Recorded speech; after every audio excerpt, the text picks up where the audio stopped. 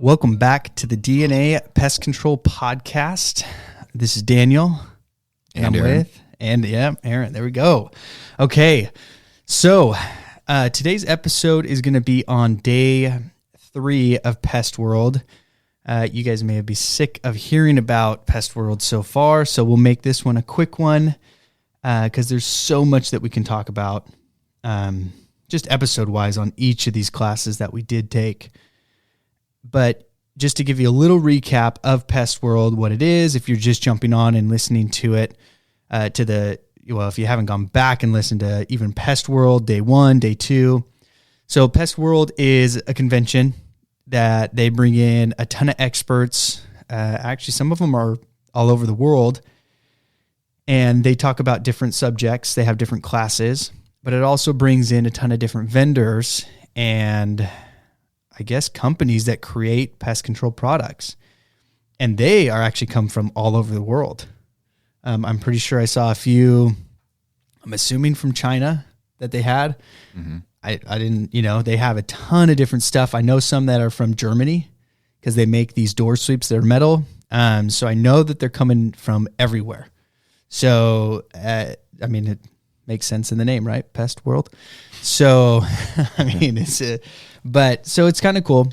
If you haven't been, you need to go at least experience it once. But the classes are really the most important part of Pest World, and the main reason why I have gone every single year other than 2 years since I've been in the industry.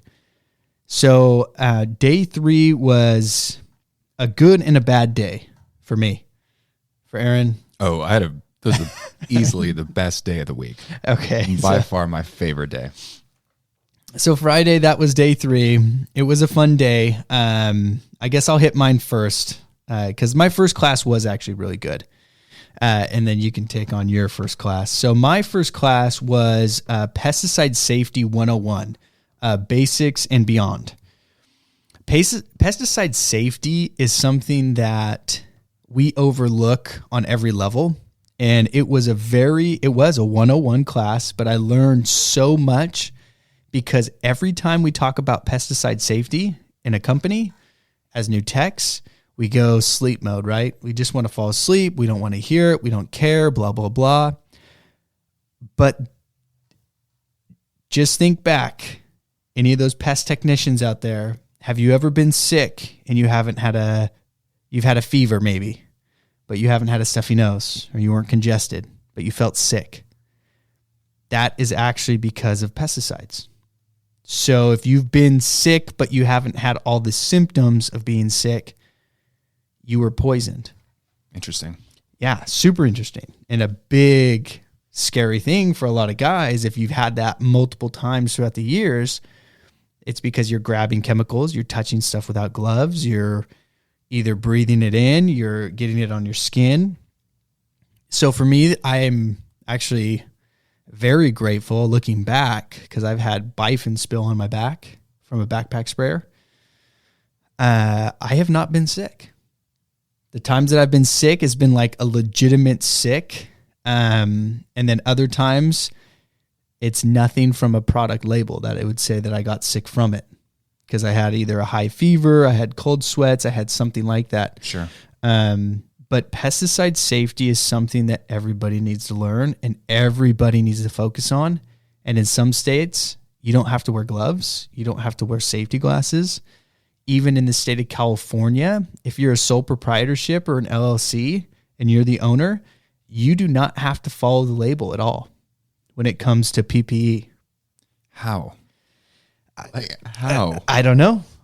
It is the craziest thing, but now see, I have to, because we're a corporation. Mm-hmm. So even though if I'm the majority shareholder, it doesn't matter. As a corporation, you work for the company, you have to follow the rules. But if we were an LLC or sole proprietorship, I don't have to. I could go out with no gloves on, no eye protection on. I could be spraying with a t-shirt and shorts. Ag department could roll up and I could say, hey, I'm a sole proprietorship. Get out of here, guys. Keep moving on. I must have missed that on my branch 2 test. They don't talk about that. I can see why. Yeah. No, they do when you go for your operators. Okay. They will talk about it. Sure. So, but other than that, no. Branch 2, yeah, it's not that way.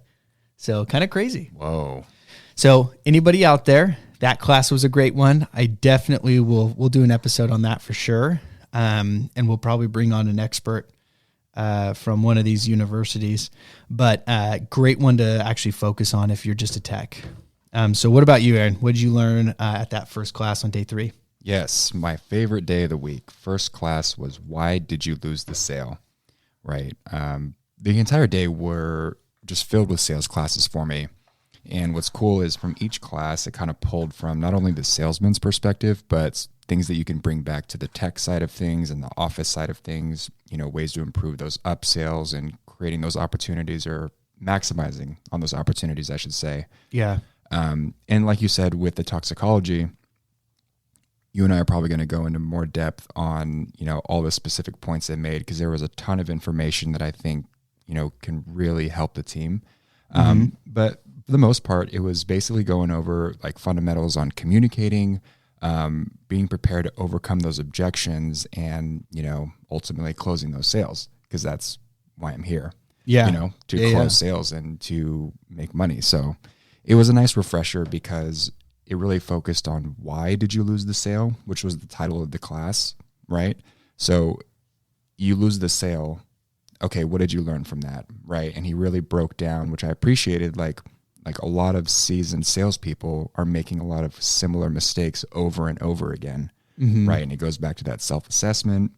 What are you doing? How are you monitoring? If you're a sales manager, how are you looking at your team and yourself in that dynamic? Lots and lots of good things. But, I do want to do an episode where we really go through and break down all the points in that class. Yeah. Well, and I think that's good on every level. I always talk about it. And if people out there who, I hate sales, I'm not a salesperson, whatever it is. Okay, don't call yourself that. I don't care. Just call yourself a master helper. I don't know what you want to call it, but the more you help people, the more that you're bringing that value and explaining, that's really you selling yourself. It's just education. Even when it comes to going to Pest World, they didn't really have to sell it to us at first. We just saw, oh, holy crap, you have a ton of classes you can take, and there's a convention, an expo. We go check this stuff out. Let's go try it out. Sometimes the price tag, scares people away, but the knowledge we gained is nothing compared to what we spent. Sure. There was years that we literally revised everything. We destroyed things, documents, and recreated them. And because of that, we added thousands and thousands and thousands to the bottom line because we created different systems, because we did that. But we learned that at these classes. So yeah, that's awesome. Why you lose the sale, whatever it may be, those classes, it's a huge help. And unfortunately, most techs, if they do go, they probably wouldn't take that class. No. But if you already have your continuous education, I would definitely branch out and say, hey, I want to take this class instead. But I guess that would be up to the person who's paying for it too. That's true. That's true. But you're absolutely right, though. We carry sales into so many things, and techs are underestimating how much of an impact they can make on the sales side, because they're the eyes, they're the eyes out there, and they're the ones that are seeing like these entry points we can seal up, or, bait stations that can be placed, or fly traps that can be added, all these little things that if they equip themselves and we help them, it's like everybody wins. Yeah. Well, and you bring so much value to yourself, and that's something that I see with guys that even, that are here, and we have them out there running routes. We were doing these night runs for a restaurant, and they had fly lights. Not one person ever thought to say, hey, can we service those? And one night I did, and I caught it late, and I don't even know why I thought about it, right? But I was like, hey, let's service this place. Let's actually go after it and see what happens. And they said yes to it. And literally overnight, we added on $3,000-$4,000 in 1 month just because of that. It's incredible. Yeah. It's just like, and So a technician who gains that skill is 10,000 times more valuable than a tech who doesn't. Mm-hmm. You know, because like, I'm not going to pay you this massive amount of money just to go service a house. I don't care. Right. You know, I can get anyone to do that. But you go to that house and you maximize everything. You're adding bait stations, you're adding fly traps, you're at everything. Dude, you're worth so much more. So, I mean, even the competition. Yeah, true. You know, we did a competition for the summer games, and we can have an episode on that too, talk about that a little bit.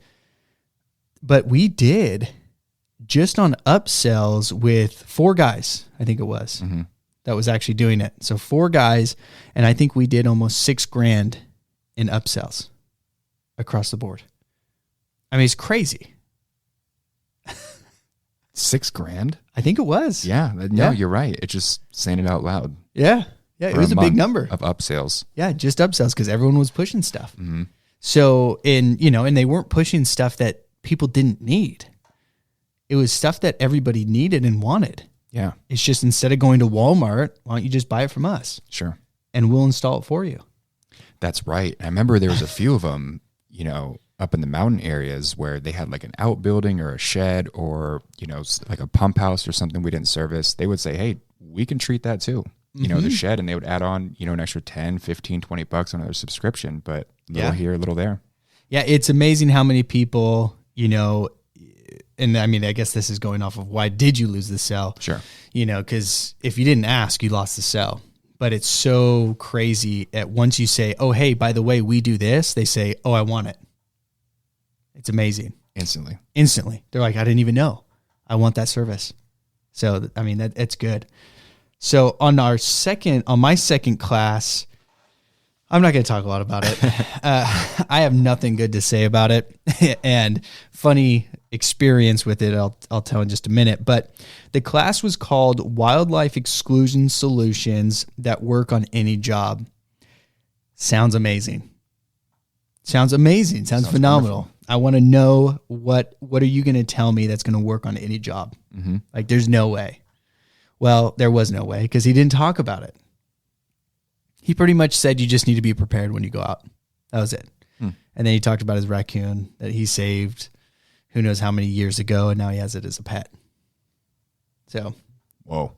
Yeah, which actually I was hoping he was going to say, yeah, and the pet actually like attacked my kids, and then we had to get rid of it, right? But no, he still has it. So, and I know raccoons as they get older, they get angrier, and eventually they snap on their owners, and so hopefully that works out. Time bomb. Yeah, I'm just waiting. I mean, we're going to see something on the news like some pest control tech had a raccoon that killed his daughter. We'll check on him. Yeah. Oh, dude. I'm just like, oh my gosh. But that's all he talked about. So I have nothing good to say about that class. But once again, not every class is the best. You may choose a bad one. And in his defense, I'll vouch for him a little bit. He was thrown into this, and apparently Pest World creates the title. Okay. I think this is what he said. Okay. And then they'll just kind of throw a guy in that, or they may have people choose. I don't know, but he said he got thrown into this from his company and he didn't really have anything prepared. Interesting. So maybe someone dropped the ball. Maybe. Yeah. Maybe. So, but what about you? Okay. I had a little bit better of experience my second class. Not as good as the first one. This one was tips, tricks, and approaches for successful inside sales. And he went in a direction that I didn't think he was going to go in. He was focusing a lot on the data, the metrics, the systems that you're using, optimizing, whether it's scheduling the right people together, putting the right teams together. He was really big on strategies and didn't talk a lot about the actions behind it, but more so on the planning and the data and how to use that information to keep pushing those inside sales. I mean, I remember there was probably half the class he talked about just staffing alone and how important it was to have the right people inbounding those calls at the right times, right? And making sure everybody was very clear on, the phone tree, like where you sit there, You know, it's like it was very structured and very clear, which was interesting because, you know, I thought it was going to be like the first class where he was going into why did you lose the sale, you know, about preparation, but it was so much on the data. And, you know, they mentioned, because this guy, Scott Broadus, VP of expansion for Hawks Pest Control. Mm-hmm. And what I learned, that's a fancy way of saying, like basically it's like a small COO. You know what I mean? Yeah. He does a lot of the sales, a lot of the marketing. Really great, like bright guy, good insight. But he talked about the importance of, like, on a monthly basis, you know, him and his team of management will go through and optimize everything. And he even said it's a cumbersome, like, task to go through and sit there and change things and put people in different places. But he said so much success has come from that effort on the back end that the other side takes care of itself. Yeah. You see what I mean? Yeah. Well, and that goes back to the other class I took where he said, David from WorkWave, Mm-hmm. I think his name's, or Dave, I don't know what it is, but anyway, the guy from WorkWave, that goes right into what he said is to create a system, you know, create something. You know, he said, I don't care if you just give a text a piece of paper and it says, write down everybody that you went to and did you ask them if they needed a fly trap? And that's it, right? Did you do that? If you have that and you have that in every technician's vehicle and they're doing it every day and they're taking a picture of it and sending it to their manager, that's better than nothing. And that's going to streamline that. And so, and I think those are some of those tips and tricks and approaches for successful inside sales, you know, like a technician. They're the eyes and ears. I already went on this on the last one, right? But they know what's going on out there. It's just saying, hey, do you want bait stations? You have rats everywhere. But instead we're like, nah, I'm just going to get the job done and go home. Yeah. You know, but it's something, I mean, it's just creating that. And I think that's cool. That's awesome, you know, but it's having something in place. So Absolutely. Awesome. Anything else on that? No, I mean, like I said, I didn't expect the class to go that way. It was so data and systems based, you know, like they rarely talked about actual selling of the products and how they do it, you know, as opposed to the preparation they do to take those inbound calls, which I thought was interesting, but no, that's about it. Well, you know, that is, you know, for me on my side is you can't measure something that you're not measuring. Yeah. Right? Yeah. You know, you can't see that. So him actually going in and talking about that's pretty cool because most people will go in and say, oh, cool, I sold 100 accounts. Okay, but how many did you lose? Are you looking at the other side? Are you actually measuring the growth or are you just looking at how many you sold? Well, that's great. You sold 100, but you had 200 cancel. Yeah. So you actually didn't grow, you shrunk. And 50 of those, you forgot the credit card and email. And they're not paying their bill. So now you have more work and more work and more work. So that's cool that he did that because that's something that so many people, you know, don't measure. And I think that is a huge, huge little secret that even like the super successful in whatever, it doesn't matter money, I don't care what it is, but the super successful are actually looking at that and they're looking, okay, what's my goal? What am I going to do? And they're measuring that on the back end. Yeah, how to do it is very important, but are you even keeping track? Because if you're not keeping track, it's going to fall away anyway. Of course. It's going to go away. So that's cool. I like that. That's awesome. Yeah, different spin. Oh, totally. I like that a lot. So like every day there is 3 classes. And so for the third and final class for me on day 3, I didn't even go to. So it's actually a local guy. I see his trucks when I go up to Redding and stuff. So he's out of Anderson, California. If no one knows where that is, that's Northern California. Redding, Shasta is up there. Yeah, it's like towards Shasta. Yeah. It's the largest lake in California, isn't it? Man-made lake. Yeah, isn't that the Crystal Geyser, the mountain in the back? I think so. Mount Shasta. Yeah. Yeah. So yeah, it's a huge lake. I've never been. I've actually never been. I drive up there. I'm super close, and I've never been. I need to just drive a little further and check it out. But his one was what is CAP, the California Experience, and it was about fumigation when I did some research. So I decided not to go into that because we don't fumigate. So we don't actually have, because in California, if you listen to past episodes, you've heard me talk about it, but there's branch 1, which is actually tenting homes, businesses, things like that. So that's fumigations. Then you have your branch 2, which is just your general spray, right? You're taking care of ants, spiders, cockroaches, bed bugs. And then your branch 3 is termites. So I'm assuming they do a lot of fumigations. I haven't seen any like big trucks tenting stuff on them, but I'm assuming he does quite a bit about that. But I didn't take that class. I actually joined Aaron with him on his class a little late, and then we ended up booking out of there early. Why was that? Yeah, we needed to, that room was on fire. We need to get out of there ASAP. Title of the class, Anyone Can Be a Salesperson, Savvy Sales Tips for Techs. Looking at that title, I'm like, great. We're going to bring so much stuff back for the guys, boost these upsells. We're going to have so many like add-on services, referrals. I think in the first 5 minutes, more than twice, he said to the entire crowd, the entire group there, you do not need sales people on your team. If you have salesmen who aren't techs, if you have sales reps, sales managers, they are costing you money.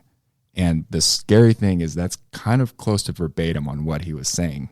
That is a set, yeah. So I sat down and, and look, from an owner's perspective, putting myself in his shoes, this guy built his business from the ground up. Was he the owner? He was the owner. Oh, he started off as a tech, created his entire business from the ground up, had horrible experiences with salespeople over the years, which it happens, right? And salespeople, you and I have talked about this, salespeople is a luxury to have, and I'm very aware of that, which is why I get fired up closing, all these deals, going to these bids, because I kind of jokingly say it's job security, because my job is to produce sales. Yeah. And his whole point was like, your office team, your tech team can do that entire process for you. And that was it. I tried to take something from it. I really did, and what did we do, about 10 minutes? Yeah, if that. I will say, you know what? I listened to somebody who was phenomenal. I've actually saved the podcast. It was a 2-episode podcast. I went back and listened to it probably 1,000 times. I need to go back and listen to it again. This guy actually talks about nothing similar to this, but he talks about how you need to have multiple legs underneath your marketing table. And what he says is essentially, well, if you knock out a leg, well, you knocked out a path to sales. You knocked out, an extra leg that's holding your entire company up through marketing. Because a lot of guys, and this is, he may have had a bad experience and he got lucky. I'm going to say he got really lucky. Because most people who start pest control companies are not successful. They do not have multiple techs. They are the tech. They are the owner. They are the office person, unless they're married. Their employees are a son, a kid, or 2.